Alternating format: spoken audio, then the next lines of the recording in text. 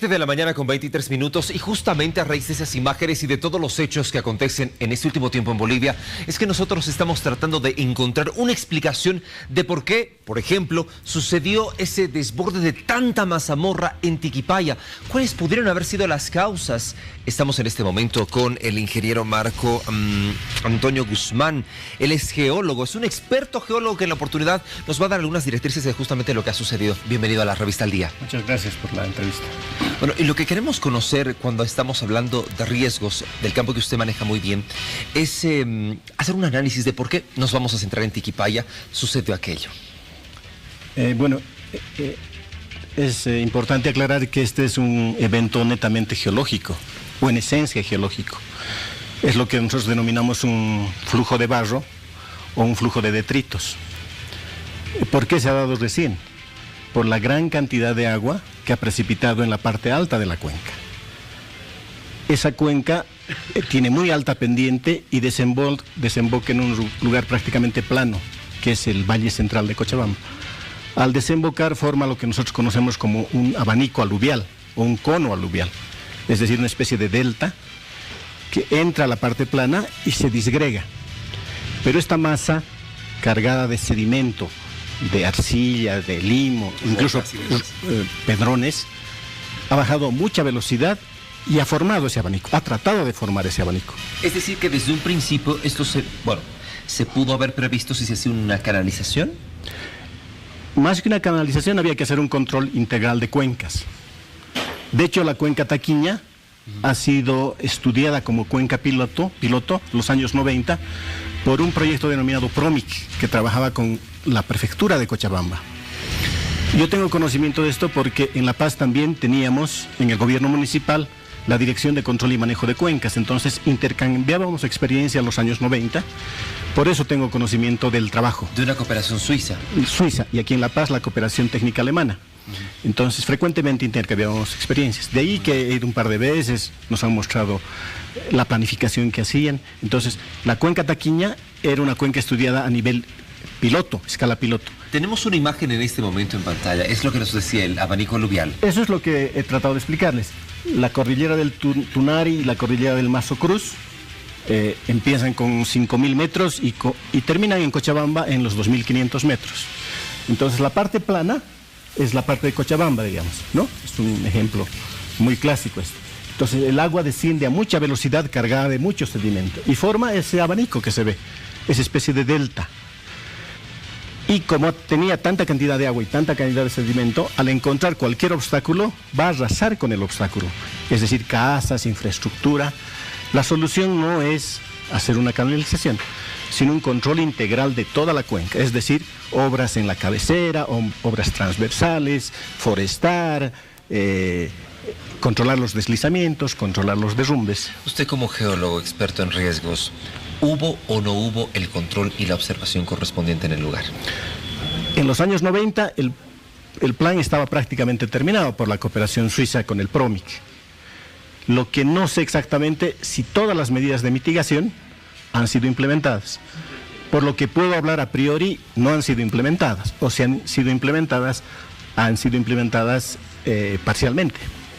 Entonces, ese abanico que les mostraba hace un momento, teóricamente no debería ser ocupado por nada, por ningún tipo de infraestructura, ¿no? Esa es una posibilidad. La segunda posibilidad es, si vamos a ocupar, deberíamos controlar la cabecera.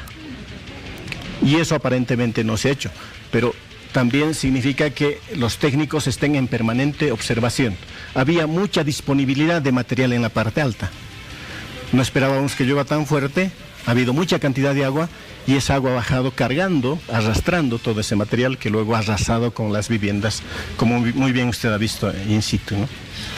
No conozco los términos correctos, pero dentro del cerro, ¿pudo existir la probabilidad de que exista paulatinamente una acumulación de mazamorra, una acumulación de piedras, que eso se haya podido cargar y que posteriormente con la lluvia torrencial eso ya haya podido ir para adelante y llevarse todo a su paso?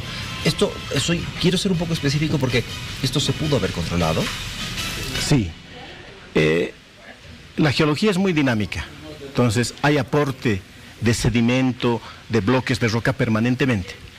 es la erosión que está trabajando. Y más en la cordillera tenemos valles muy estrechos, nosotros los geólogos decimos valles en V, con muy alta pendiente.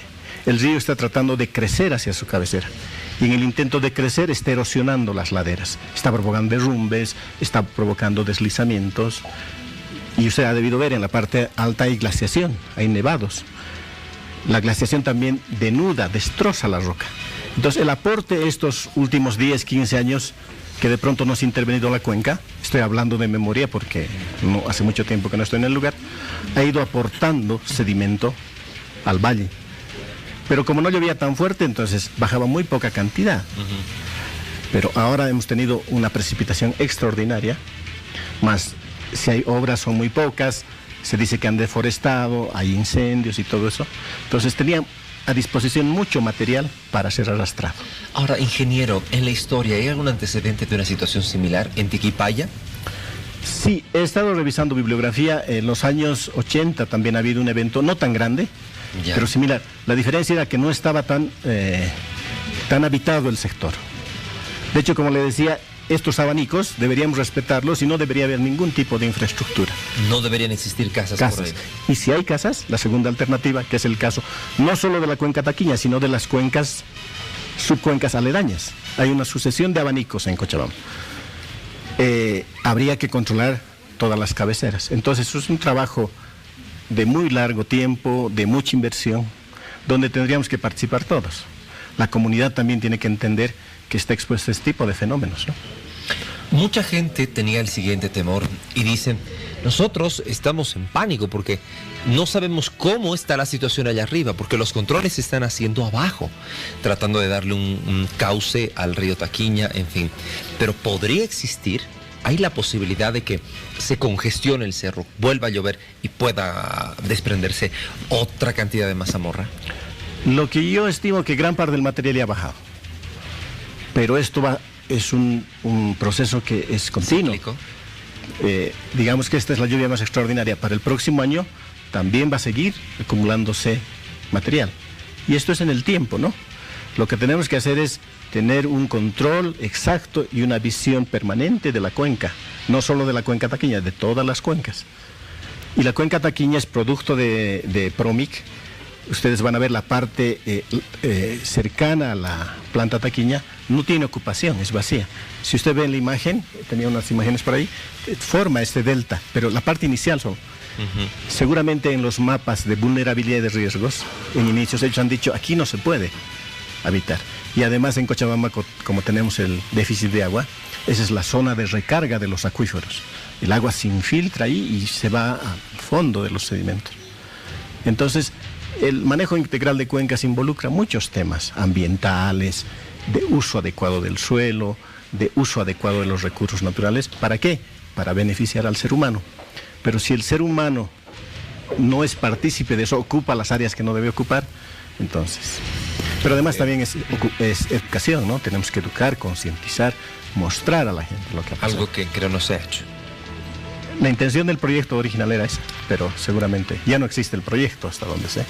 Hay una cuestión ante dónde queda ese proyecto. De todos modos, tenemos nosotros algunas imágenes que usted nos ha traído, un mapa sedimentológico para que nos explique un poco más acerca de estas zonas de riesgo. ¿De qué se trata? Ya, este es un mapa, tengo que aclarar, del Servicio Geológico de Bolivia, del año 2000, de un proyecto que se llamaba Convenio Boliviano-Alemán para Aguas Subterráneas. Todo lo que se ve en la parte...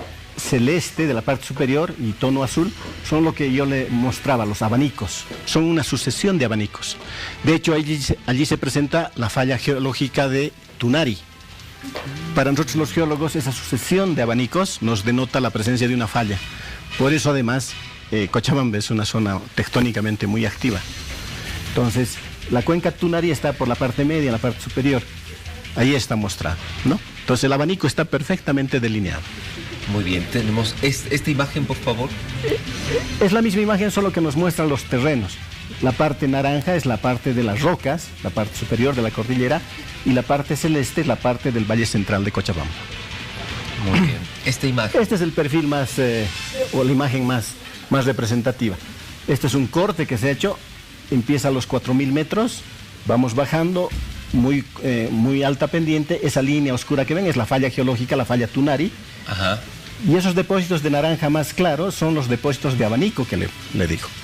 Entonces, el río baja a mucha velocidad, cambia de pendiente abruptamente, pierde capacidad de transporte y deposita, ¿no? Esa es una foto del fondo, la cuenca del, la cordillera del Mazo Cruz, la cordillera del Tunari, y a la parte baja ya estamos viendo el Valle Central de Cochabamba, ¿no? Muy bien. Ahora, en algún momento las autoridades decían, esto va a tardar en recuperar meses, quizás años. ¿Se puede volver a construir sobre este lugar o es mejor no hacerlo?